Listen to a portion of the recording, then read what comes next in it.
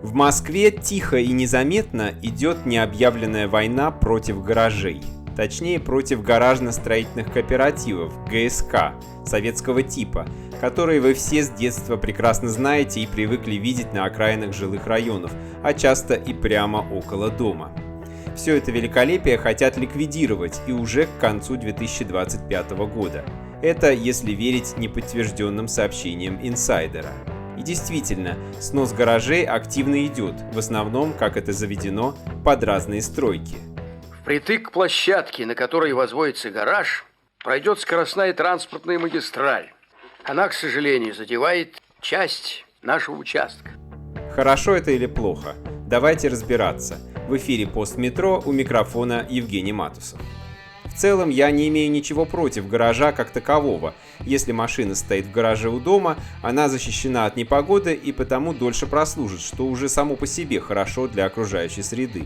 При этом, если машина спрятана в гараже, значит ее нет на улице, и там появляется более приятное для жителей и для урбанистов в том числе городское общественное пространство. Для нас главные люди, а не машины, естественно. Но вот эти кооперативы, во-первых, они почти всегда далеко от дома, до них бывает надо целых полчаса пешком топать. Такой гараж удобен только для подснежников, людей, которые зимой вообще не пользуются машиной. Для остальных это приводит к тому, что машина почти все время стоит во дворе, а гараж используется просто как сарай, чтобы хранить там всякий хлам. На Западе, между прочим, есть целый бизнес по сдаче в аренду таких сараев, помещений для всего, что уже не нужно и не хочется держать дома, но жалко выбросить. У нас же гаражи – бесплатный приют для всего этого добра. Иногда это разнообразное добро в гаражах даже преображается. Люди используют гараж как мастерскую, делают там что-то и потом продают. Даже термин такой появился – гаражная экономика, гаражное производство. Но вот куда идут отходы от такого производства? Часто просто остаются на месте и смешиваются с вредными для окружающей среды машинными маслами и прочими автомобильными жидкостями. Загрязняет овраги, мелкие речушки и лесопарковую зону. Вся эта природа обычно в 2 шагах от этих огромных гаражных кооперативов.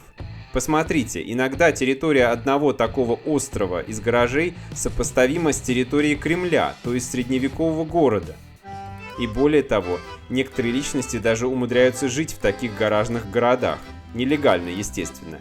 Найти такое жилье по объявлениям можно лишь по намекам. Вот, например, цитата. «Гараж сухой, на гараже домик из пеноблока, домик отапливается дровами». И что-то подобное я увидел у Симоновской ветви. Смотрите, как здесь все капитально. Я вообще не понимаю, зачем вам гараж в Москве? Жили в гаражах и в советское время, когда найти жилье в Москве было еще труднее. И проверок особо не боялись.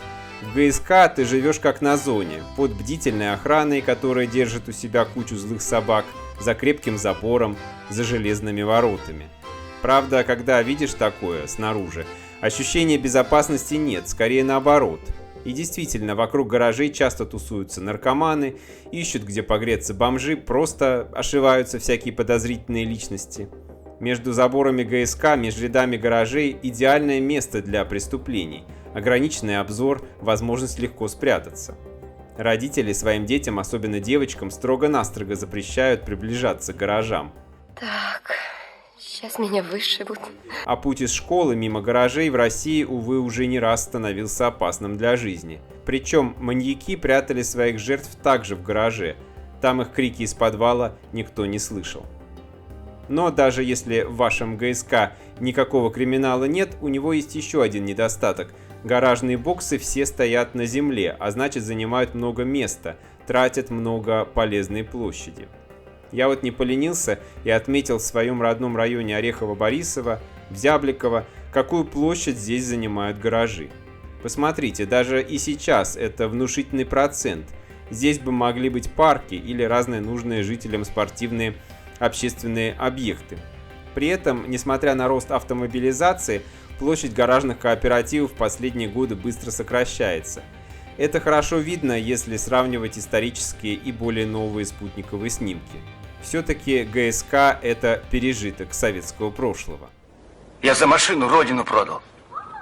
В Германии, например, ничего подобного не увидеть. Да, здесь есть многоквартирные дома, рядом с которыми стоят в ряд несколько гаражей. Но это гаражи именно рядом с домом, все они построены в едином стиле, товарищество собственников следит за ними и, естественно, это не сараи для всякой всячины, а именно место для автомобилей, и пользуются этими автомобилями регулярно. Мне стоило больших трудов найти комплекс из гаражей, который построен отдельно от домов. Но даже здесь ясно, что владельцы этих гаражей живут совсем неподалеку. И такие аккуратные гаражи вполне имеют право на существование там, где есть свободная и недорогая земля. Что ж, пока получается, что наши советские ГСК – это сплошной негатив. И неудивительно, что власти с ними борются и, думаю, в итоге победят, так же, как в свое время победили гаражи ракушки. Причем идут на хитрость, устраивают там разные гаражные амнистии, чтобы понять, кто чем владеет, а потом говорят: амнистия амнистии, а у вас вся территория в серой или красной или какой там еще зоне, и предписывают гараж снести. Прошу внести в протокол. Я протестую. Их сносят, в основном для строительства новых человейников, но в последние годы и для активного строительства дорог. А магистраль нельзя отодвинуть? Чего стоит одна только юго-восточная хорда, для прокладки которой сравнялись с землей в прямом смысле тысячи гаражных боксов. Пострадали гаражи от строительства МЦД, новых путей, конкурсов, как вот здесь на Мариной роще, например. Это кадры 2021 года. И даже от строительства метро. Тут, правда, в меньшей степени, но, например, для строительства станции метро Давыдково, БКЛ, также от гаражей была расчищена солидная территория. Но есть у гаражных кооперативов одно преимущество, и оно очевидно не всем. Пока эти кооперативы есть, пока мы видим крыши гаражей на спутниковых снимках, мы можем исходить из того, что на этом месте можно провести, скажем, трамвайную линию, построить дополнительные пути железной дороги, вырыть котлован для станции метро, наконец. И это все потому, что гаражи относительно легко снести. А вот если их уже снесли, то наверняка скоро на этом месте появятся очередные многоэтажные коробки, и построить там инфраструктуру для общественного транспорта будет уже нельзя.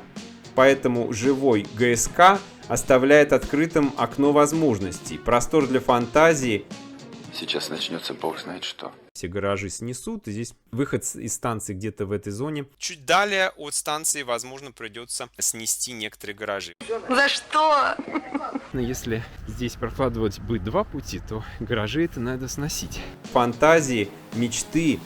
И первые два пути спустились бы вниз к станции Зорге. Пострадали бы только гаражи, но это не впервой. Гаражи как раз вот в этом месте можно станцию с условным опять-таки названием «Сукино болото» и построить. Мечты, идеи, всякие гаражи, ангары и прочее, часть можно снести, а наконец снесены все гаражи, которые мешали плавному спуску путей МЦД-4 от будущей платформы Ермакова-Роща. Фантазии, мечты, идеи, как у таких фанатов общественного транспорта, как я, так и у официальных, специально обученных проектировщиков. По крайней мере, на это хочется надеяться. Поэтому, думаю, не стоит спешить со сносом всех гаражей к определенной дате.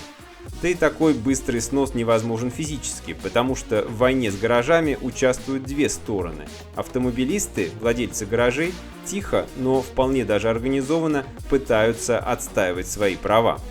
Законным путем идти можно, дойти трудно.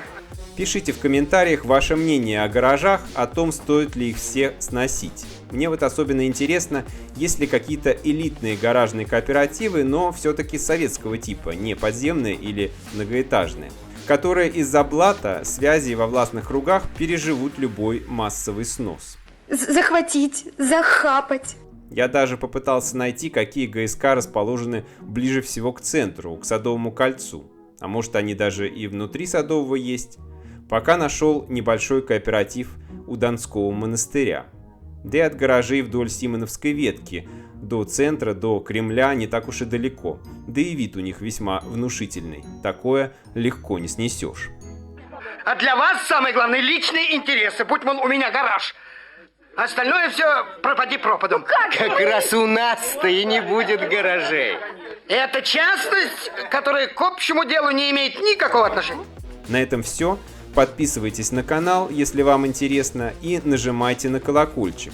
Тогда напоминание о следующем видео вам придет обязательно, даже если вы, как гражданин мужского пола соответствующего возраста, прячетесь где-нибудь в гараже.